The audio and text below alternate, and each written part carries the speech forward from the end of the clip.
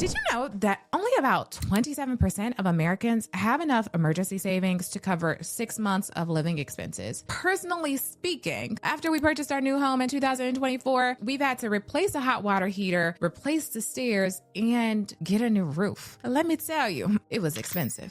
So if you're a high income professional, that stat may not apply to you, but let me assure you that it is required for us to ensure our financial wellness. And just because that stat might not apply to you right now doesn't mean you can ignore it, because the difference between stress and financial freedom in 2026 will come down to one thing: a plan. So today I am walking you through a proven data-backed 2026 financial success framework built for everyone, including you, high achiever. The first layer to this framework is your foundation. Your financial foundation is a non-negotiable, because according to this Bankrate survey, fewer than half of the US adults have enough savings for 3 months of expenses. And just like you can't build a stable home on a faulty foundation, you shouldn't expect to build your finances on one either. And after paying for some of those unexpected expenses,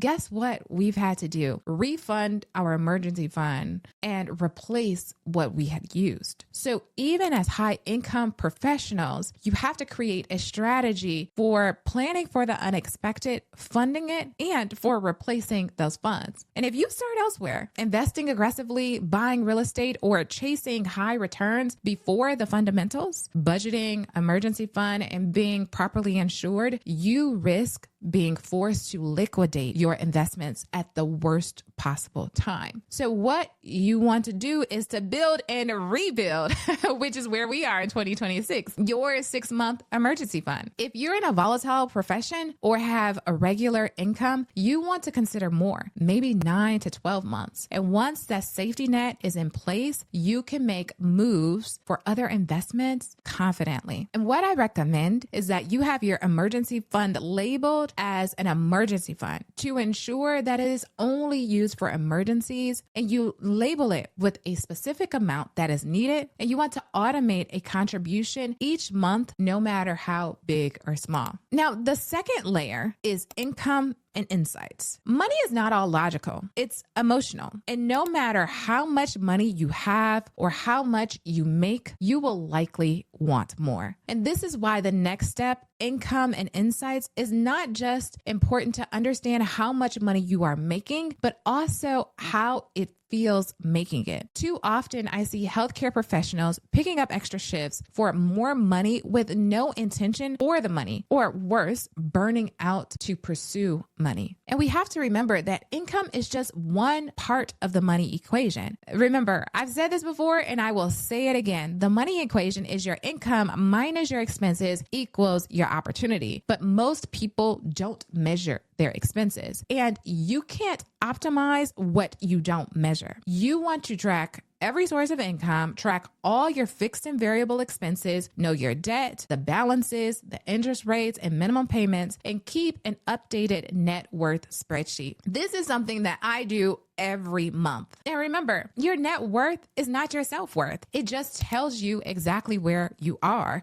financially. It fluctuates. So for example, when we had to pay for the new roof, the net worth went down a little bit because the new roof was expensive. But at least you can explain why your net worth decreased that month. Perhaps you purchased a business and the business is not profitable yet. Then that explains why you had a reduction in your net worth. It also helps you to get clarity and control over your cash flow. And this is something that helps you to avoid surprises when your life changes. After you really understand your income, you understand all of the things that your money is telling you with your expenses, your net worth. Now it is time to navigate your debt strategy. And remember, we want to pay smart, not just fast, because debt is not your enemy. Debt without a plan is but not the debt itself. We have a lot of debt. We have 2 mortgages and we have a new loan that we just took out to renovate our laundromat. But the debt has a plan. This is what Robert Kiyosaki would call his rich dad debt. Because when I think about debt, I like to think about it in 2 categories. Your high interest debt, that includes credit cards, personal loans, any high rate loan, and your low interest debt. This could be your student loans, mortgages. And whenever we're creating a strategy for them, the high interest debt, we pay that down quickly. The lower interest debt, you want to review strategically. If for medical professionals and high income earners, sometimes carrying a low rate debt while optimizing your taxes and investing yields more long-term growth, especially when combined with the strategy I'm about to show you. After you've completed your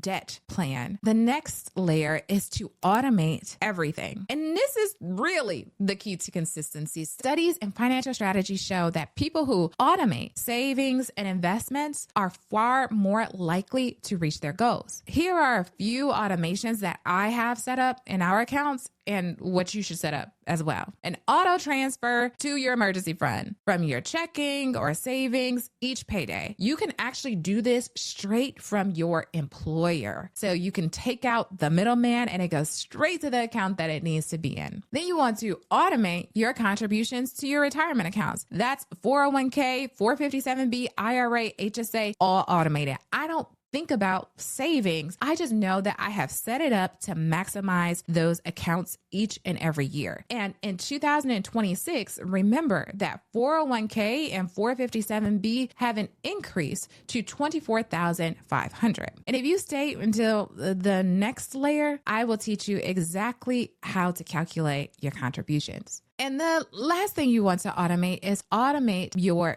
debts to avoid missed payments or interest buildup. And now we come to the part where we're actually thinking about our goals. So we've set up some systems. Now we want to nail our goals, making them smart and incremental. Every big goal must be broken into small and trackable steps. And speaking of goals, I have a goal to get this YouTube channel monetized. And I want to thank you in advance for commenting below, sharing this video, and giving it a thumbs up. All of that helps to trigger the algorithm to promote this video. So if I have provided any value to you in helping you rethink how you can achieve financial success in 2026, I would appreciate you helping me to achieve my goals as well. Now back to the video. So for example, if you want an emergency fund of 6 months, calculate the amount of savings required per pay period in order to reach your goal. Set up that on auto transfer. If you want to save for a real estate property, you want to estimate your down payment, and it's likely going to be 20% of the purchase. And you want to set a monthly savings investing target and automate that to go directly into that account. If you have a retirement target, then you want to calculate exactly how much to save each paycheck. And these are often pre-tax contributions if you're doing a traditional 401k or traditional 403b, and is allocated as a dollar amount or percentage of your salary. So let's say you want to max out your 401k for 2026. The maximum is $24,500. And let's say you make about $200,000 before taxes. So you could contribute $943 each pay period if you're paid bi-weekly, or $24,500 divided by 200,000 equals 12.25% each pay period. Now, depending on your savings rate, 12% is likely insufficient for retirement. And for most Americans, they must save between 15 and 20%, with physicians 20% or more if they want to retire early. So you may have an additional 3 to 8% that you also need to automate. And you could put that in a Roth IRA, a taxable brokerage account, or other types of alternative investments. And moving right along,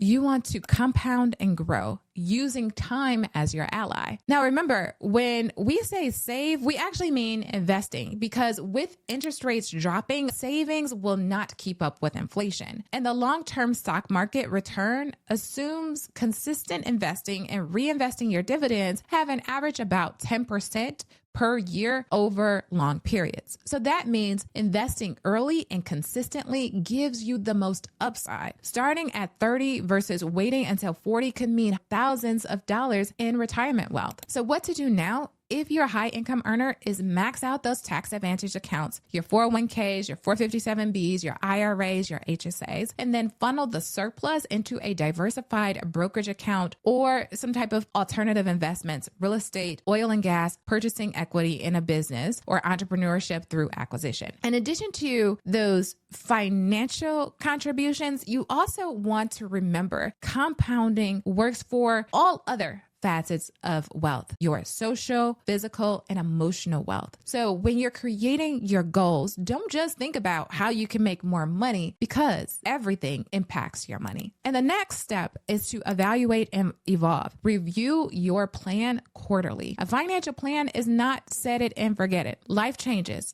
Income shifts, family dynamics, changes in goals, economic cycles. I mean, the list goes on and on and on. So schedule right now as you're watching this video. And I like to allot at least 2 hours to do this. Put it on your calendar and don't move it. So during these quarterly reviews, you want to reassess your cash flow, consider any upcoming changes to your cash flow, adjust savings and investing amounts. If you're at the 6 or 12 month mark, maybe it's time to rebalance your portfolio. And lastly, you want to reevaluate your debt repayments or any real estate plans that you have. This ensures that your plan adapts as you grow, not the other way around. Now, this framework works because it helps you to not be like 70% of Americans who lack sufficient emergency savings. And it allows for you to build a strong financial foundation without stress or derailing or having to liquidate your investments for an emergency. I mentioned that we had to pay a lot of money in 2024 and also 2025 for our new home. But that amount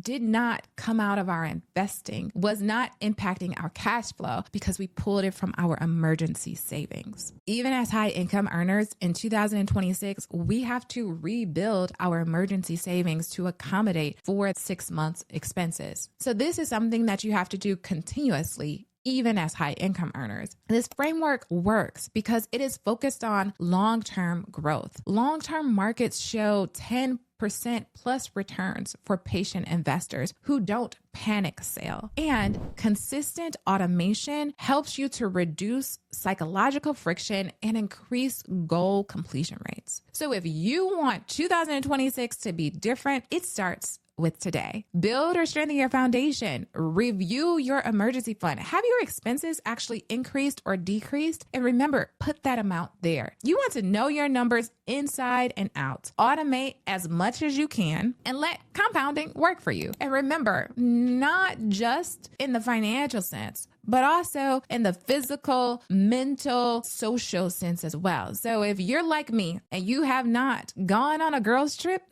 in a long time or had a conversation with your friend, how about you also add to your calendar a coffee date, because you want to continue to strengthen those relationships. And if this video resonated with you, hit like, subscribe, and comment below what is a financial goal that you'll be working on in 2026. I'm still creating my list, so let's build wealth and purpose together. And until next time, people, thank you for watching. Bye-bye.